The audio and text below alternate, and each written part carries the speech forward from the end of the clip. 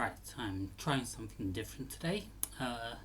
I've got a web camera here, and I've got a telephone over here, another digital telephone over here, and so hopefully I can start together a video. I'm going on a journey. It'll probably be over 2 parts over the next coming 12 months, but I wanted to make a recording of it, so here goes. We all know of Shakespeare's classic love story of Romeo and Juliet. Two young lovers fall in love, they get very angsty with their parents, and then they kill themselves to make their parents feel lots of sorrow and regret. At least, if you're an extremely cynical git, that's the way you would interpret one of the world's greatest love stories. One thing's for sure. Shakespeare wasn't the first person to write Romeo and Juliet. If you go back 30 years before Shakespeare's version, there was a poem called, and I'm going to pronounce this wrong, The Tragical History of Romeo and Juliet by Arthur Brooke, written in 1562. Romeo and Juliet's story was written in about 1595. So a good 30 years later. And if you want to get really picky, you could go back to the ancient Greek times when the ancient Greeks were writing their ancient myths. And one of them was called, and I'm going to pronounce this wrong as well, Pyramos and Thisbe, which is a very, very similar story. Basically, Romeo and Juliet has been around since the dawn of time, in some form or another. You've got feuding families, star-crossed lovers, tragic ending, and lots of reconciliation and regret at the end. If you've not seen or heard of the story of Romeo and Juliet, then my apologies for the spoilers. It is, however, just a piece of fiction. It holds no relevance to modern day life than, for example, Aesop's fables, and yet something about it has caught the human heart. For centuries now, people have been visiting the tomb of Juliet and what's thought to be Juliet's house, and they've been leaving messages and letters of heartache, unrequited love. Back in the 1930s, the guardian of Juliet's tomb at the time, pronounced his name wrong as well, Edouard Solimany, started writing back to the letters that were left at Juliet's tomb, and thus became the first secretary of Juliet. So many letters were being left that the city of Verona had to create a whole host of volunteers to act as secretaries of Juliet and reply back to each of the letters. These secretaries come from all walks of life, all ages, all religions, all nationalities, and both sexes. So, the myth goes, if you write a letter to Juliet, no matter who you are or where you are, you will get a handwritten reply. So, why am I making a video about this? I was 14 years old when I was diagnosed with a brain tumour, and I was 17 years old when I was diagnosed terminally ill. For reasons doctors can't explain, I'm now 37 years old and I'm still not dead. I'm very much alive, my health is quite stable. I've had 18 brain operations, radiotherapy, and amongst a whole list of things that are wrong with my body, one of them is that I have an incredibly bad memory. I don't remember much about my childhood. I don't remember what I had for dinner last night, but I do remember the password for my ADSL internet connection back in 1997. Sometimes it only takes a song, a smell, even a phrase just to resurrect a memory from a past that has been stolen from me. And whenever something like that happens, I hold on to it as tightly as possible. I never saw the film Letters to Juliet. which is based on this whole phenomenon of writing to Juliet in Verona. But one day, the myth popped up in my head and just kept nagging at me. If you write to Juliet, she will reply to you. This led me onto the internet to search for information, and I found a radio story about it. So it seemed to me that it was real. However, I know from experience that 99% of what I read on the internet is utter rubbish. So I had to take everything with a pinch of salt these days. I am a writer, or at least I'm trying to become one. And I'm an actor, or at least I'm trying to become one. So I got creative. I wanted to prove this myth, whether it was true or not. So there was only one thing that I could do. I had to write to Juliet. My brain doesn't process information in a conventional way. After 18 brain operations, radiotherapy, everything in there is a mess. So I had to collate all my ideas and comments down onto a laptop first of all.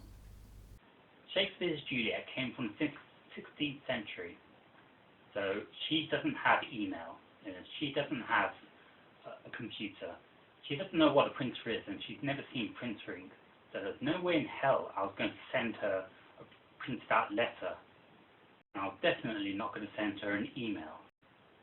Instead, I did something slightly radical. I went down the shops and I bought a pen, an envelope, and a pad of posh paper, and I wrote a letter by hand. Because of all the brain operations that I've had, the right hand side of my body doesn't work as well as it should, and because I've been using the keyboard for decades now, my handwriting is absolutely atrocious. However, I persevered. The letter that I compiled looked like a 6-year-old had written it.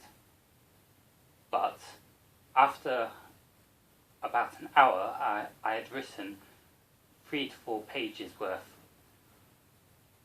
And I realised I'd taken the whole thing very, very seriously. My eyes were concentrating and were aching because of the concentration I had to put down. My wrist was aching so much because I hadn't used a pen for so long. But at the end of it, I felt a strange sense of achievement. I had written the most astonishing thing that I'd written for a long, long time.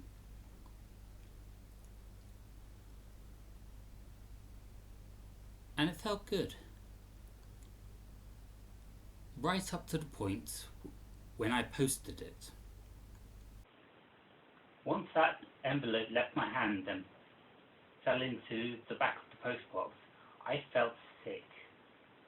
I had just written down the most personal and most painful parts of my life, and it's now being sent off to a complete stranger in another country who I've never met and will never meet again.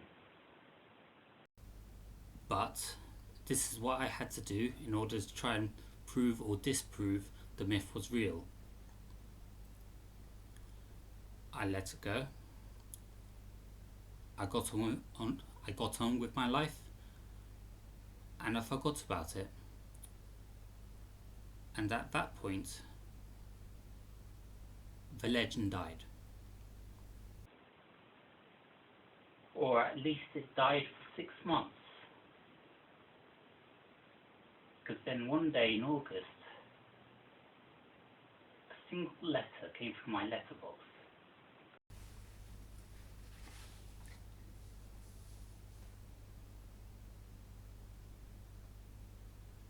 When I opened it and discovered that Juliet, or at least somebody, had handwritten a reply to my letter, I was astonished. I felt like I was a 14-year-old boy receiving a letter from his girlfriend for the first time. It is 1,000 times better than receiving an email. I cannot tell you how exciting it was when I saw it. But then when I read it, I discovered that the person who had written back to me had genuinely read my letter. There are comments in this letter which relate to nothing else. Now, I'm sure you'd like to know what the contents is, but well, that's the way internet is. But quite frankly, it's none of your business. However, there is one comment which I will tell you, and it relates directly to what I told Juliet in my original letter, and that was the phrase, "Martin, you are meant to be alive." Over the years, I've been called many, many things. I've been called a miracle man, I've been called fighter. It's all very embarrassing, but nobody has ever said you are meant to be alive. There's something very, very special about that comment. I won't forget it. I never will. The letter is very special to me because of what it represents and the memory it created, which is why I put it in a frame and I hang it on the wall next to my computer every day so that I always see it. Juliet's spirit doesn't exist unless you believe in it, which is fair enough, really. Has it changed my life in any way? No. I'm still disabled, I'm still unemployed, and I've still got constant pain running through my legs. So what was the point of writing to Juliet? Well, I proved that if you write to Juliet, then you will get a handwritten reply back. But when I look at this letter, there's one thing you can't see. And that's the massive smile on my heart.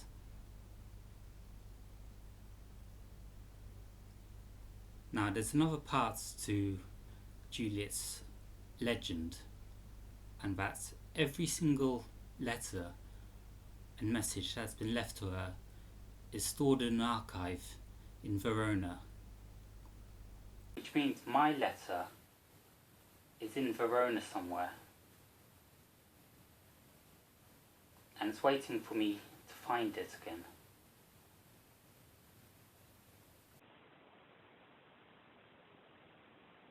So I would like to go to Verona, visit Juliet's house, touch Juliet's tomb, and stand before Juliet's statue, and find my original letter to try and complete the circle. I went down to a travel agent to find out how much it would cost for a 10-night stay, and I was quoted between £400 and £700. Now, where am I going to get that sort of money from?